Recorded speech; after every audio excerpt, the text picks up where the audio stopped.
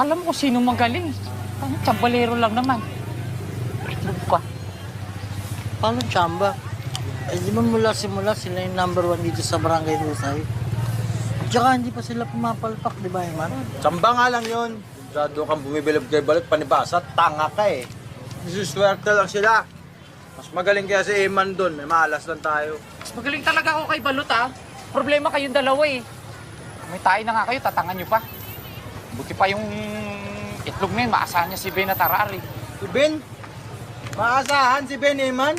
Paano maasahan yun? Bakla yun. Hindi nga mananalo, sutukan sa akin yun eh. Sa babae nga, knockout ka eh. 7 ka pa kaya. Lucky punch nga lang yun eh. Lucky punch nga lang yun eh. Saka nilalagnat nga ako nun.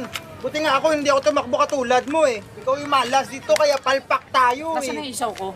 Ah? Ano yun? Natigda dalawa dapat tayo.